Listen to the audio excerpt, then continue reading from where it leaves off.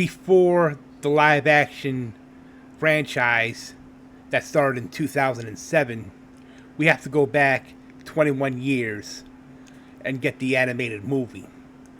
What's going on, everybody? This is Joe Lum. It's another Friday, and it's another Joe Lum movie review. This week, I'm going to be doing something very different. I am going to be reviewing, for the first time ever, an animated movie. The movie in question is Transformers the movie from 1986. When you're done watching this video, you can go back and watch previous movie review episodes, as the playlist is in the description box. Time to go to work. The development of the animated movie goes all the way back to the television series The Transformers, which began broadcasting in 1984 to promote the Transformers toy line from Hasbro and Japan's Takara. The Transformers movie was conceived as a commercial tie-in to promote the 1986 line of toys. The TV series features no death, and the writers assigned familial identities to characters for children to associate with. However, Hasbro ordered that the film kill off several existing characters to refresh the cast. The director of this film, Nelson Shin, recalled, Hasbro created a story using characters that could best be merchandised for the film. Only with that consideration could I have the freedom to change the storyline. The screenwriter Ron Friedman, who had written for the TV series, advised against killing off the Autobot leader Optimus Prime. He said in a 2013 interview to remove Optimus Prime, to physically remove Daddy from the family, wasn't going to work. I told Hasbro and their lieutenants that they would have to bring him back, but they said no. They had great things planned. In other words, they were going to create new, more expensive toys. According to the screenwriters, Hasbro underestimated the extent of which Prime's death would shock the young audiences. The story consultant Clint Daly said, "We didn't know that he was an icon. It was a toy show. We just thought we were killing off the old product line to replace it with new products. Kids were crying in theaters. We heard about people leaving the movie. We were getting a lot of nasty notes about it. There was some kid who locked himself in his bedroom for 2 weeks. Optimus Prime was subsequently revived in the TV series."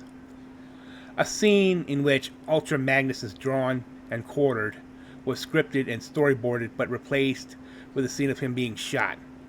Another unproduced scene would have killed basically the entire 1984 product line in a charge against the Decepticons. What bullshit. The production. The film's budget was $6 million, 6 times greater than the equivalent 90 minutes of the TV series. Shin's team of almost 100 personnel normally took 3 months to make one episode of the series, so the extra budget did not help the considerable time constraints from the concurrent production of both the film and TV series. The Toei Animation Vice President Kozo Morishita spent 1 year in the United States during production. He supervised the art direction, insisting the Transformers be given several layers of shading and shadows for a dynamic and detailed appearance. Shin conceived of Prime's body fading into gray to show that the spirit was gone from the body. The Transformers movie was the final film to feature Orson Welles, a veteran actor. He spent the day of October 5th, 1985, performing Unicron's voice on set. He died 5 days later. Slate reported that his voice was apparently so weak by the time he made his recording that technicians needed to run through a synthesizer to salvage it. He also read his lines so slowly that the audio had to be shortened to speed it up at about 8%. Shin said that Wales had originally been pleased to accept the role after reading the script and had expressed an admiration for animated films. Shortly before his death, Welles told his biographer Barbara Learning, "You know what I did this morning? I played the voice of a toy. I play a planet. I menace somebody called something or other. Then I'm destroyed. My plan to destroy whoever it was thwarted, and I tear myself apart on the screen." May you rest in peace, Orson Welles. Well, let's get to the plot of the movie, shall we? In 2005, the evil Decepticons have conquered the Autobots' home planet of Cybertron. The heroic Autobots operating from Cybertron's 2 moons prepare a counter-offensive. The Autobot frontman Optimus Prime sends a shuttle to Autobot City on Earth for supplies. Their plan is discovered by the Decepticons, who kill several Autobots and hijack the ship. In Autobot City, Hot Rod is fishing with Daniel Witwicky, the son of Spike Witwicky, spots the hijacked shuttle, and a battle breaks out. Optimus arrives with reinforcements and engages Decepticon frontman Megatron in combat. Both are mortally wounded, forcing the Decepticons to retreat to space in Astro Train. Optimus passes the matrix of leadership to Ultra Magnus, telling him that his power will light the Autobots' darkest hour, and dies. To conserve fuel, the Decepticons jettison that are wounded, including Megatron, who was abandoned by his treacherous second-in-command Starscream, drifting in space. The wounded Decepticons are founded by Unicron, a sentient planet who consumes other worlds. Unicron offers Megatron a new body in exchange for destroying the Matrix, which has the power to destroy Unicron. Megatron reluctantly agrees and is remade into Galvatron, while the other jettisoned Decepticons are converted to his new troops. On Cybertron, Galvatron disrupts Starscream's coronation as Decepticon leader and kills him. Unicron consumes the moons of Cybertron, including the secret bases with the Autobots and Spike. Retaking command of the Decepticons, Galvatron leads his forces to seek out Ultra Magnus and the ruined Autobot City.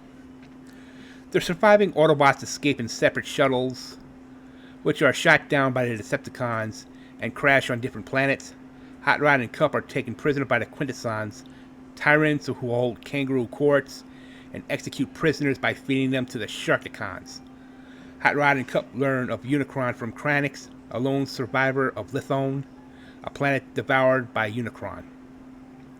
After Kranix is executed, Hot Rod and Kup escape, aided by the Dinobots and a small Autobot by the name of Wheelie, who helps them find an escaped ship. The other Autobots land on a planet of junk, where they are attacked by the native Junkions, led by Wreck-Ar, who then hide from Galvatron's arriving forces. Ultra Magnus secures the remaining Autobots, but fails to release the power of the Matrix. He is destroyed by Galvatron, who seizes the Matrix, which he intends to use to control Unicron. The arriving Autobots from Quintesson, led by Hot Rod, befriend Wreck-Ar and the Junkions, who in return reveals Ultra Magnus. Realizing Galvatron now has the Matrix, the Autobots and the Junkions fly to Cybertron. Galvatron attempts to threaten Unicron, but like Ultra Magnus, he cannot activate the Matrix. In response, Unicron transforms into a colossal robot and begins to dismember Cybertron. When Galvatron attacks him, Unicron swallows him and the Matrix whole. The Autobots arrive at the scene while Unicron continues to battle the Decepticons, Junkions, and other defenders of Cybertron. Daniel saves his father from the Unicron's digestive system, and the group rescue several Autobots. Galvatron attempts to form an alliance with Hot Rod, but Unicron forces him to attack. Hot Rod is almost killed but recovers and activates the Matrix, becoming Rodimus Prime, the new Autobot leader. Rodimus tosses Galvatron into space and uses his Matrix of power to destroy Unicron, then escapes with the other Autobots. With the Decepticons in disarray, the Autobots celebrate the war's end and retake their home planet while Unicron's severed head orbits Cybertron. End of movie. In the initial reception, contemporary reviews were mostly negative. Many perceived the thin but darkly violent plot appealing to only the children, based on blatant advertisement, unintelligible action, and subsequently look-alike characters. The day after the release, Karen James of the New York Times wrote, "While all this action may captivate young people, the animation is not spectacular enough to dazzle adults, and the Transformers have few truly human elements to lure parents along, even when their voices are supplied by well-known actors." In later reception, the review aggregator Rotten Tomatoes reports that 62% of the 26 surveyed critics gave Transformers the movie a positive review. The site's critical consensus reads, a surprisingly dark, emotional, and almost excessively cynical experience for Transformers fans. In 2007, John Swartzberg of Slate wrote, though a modest film compared with Michael Bay's blockbuster, the 2007 Transformers film, the original Transformers is the better film. There's nothing even approaching the original narrative's depth. He recalls the film giving him a new curse word and childhood trauma. Only in our scariest nightmares would we have imagined that a mere 20 minutes into the movie, Optimus Prime, the most beloved Autobot, would be killed. It blew me away.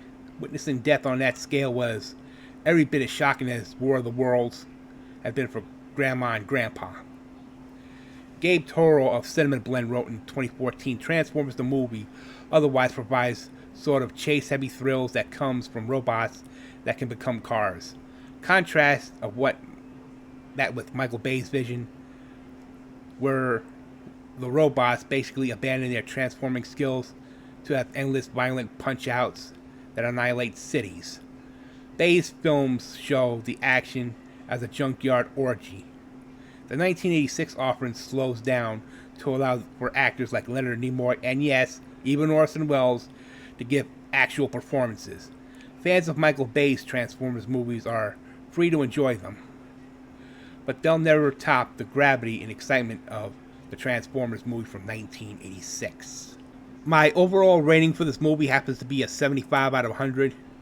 Now, in later years, after the live-action Transformers movie, which was released in 2007, I actually purchased the movie 20 years after I saw it in theaters back in 86. And I gotta be honest with you, man, it deserved another second look. And compared to that, to the 2007 live-action version of the Transformers, it was quite good. But still, when I look back on it in 86, when I first saw the movie in theaters, I could not believe Hasbro would be so stupid and kill off Optimus Prime. It was what it was. This has been Joe Lum's movie review for this Friday.